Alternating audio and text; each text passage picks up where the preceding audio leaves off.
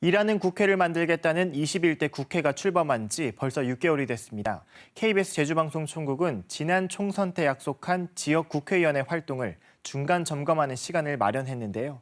제주 국회의원들이 낸 법안과 선거 당시 공약의 이행 여부를 중심으로 살펴봅니다. 오늘은 첫 순서로 제주시갑 송재호 의원의 활동을 문준영 기자가 점검했습니다.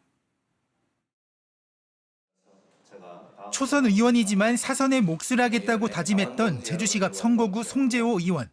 송 의원이 21대 국회에서 대표 발의한 법안은 모두 7건으로 이 가운데 3건이 이미 폐기된 법안과 내용이 같거나 비슷했습니다. 전자 입법 규정을 담은 국회법 개정안은 지난해 임기 만료로 폐기된 강창일 전 의원의 법안을 조금만 고쳐 다시 발의했습니다. 전기사업법 일부 개정 법률안은 지난해 이훈 전 의원이 대표 발의한 개정안과 수치만 빼고 내용이 같습니다.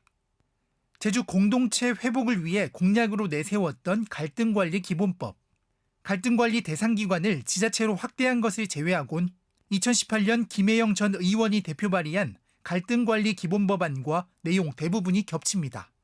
송 의원은 모두 필요한 법안으로 정부와도 어느 정도 협의됐다며 법안 통과를 자신했습니다. 이 안들은 정부하고 협의한 안입니다. 정부 입법보다 의원 발의로 하는 게 좋겠다고 해서 제가 대표 발의한 상황이 돼서 저는 이거 어렵지 않게 통과될 걸로 이렇게 생각하고 있습니다. 핵심 공약 진행 여부도 살펴봤습니다. 송 의원은 총선 당시 소상공인과 자영업자 등을 위해 산업위기대응 특별지역 지정을 공약으로 내세웠지만 지난 8월 정부의 반려로 무산됐습니다. 송 의원은 관광 등 서비스업에 대해 지정된 선례가 없었던 점 등을 무산 이유로 들었습니다.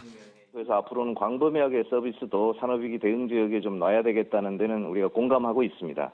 송 의원은 대통령 직속 자문기구인 국가균형발전위원회를 권한을 갖춘 장관급 행정위원회로 확대 개편하는 방안도 추진하고 있습니다.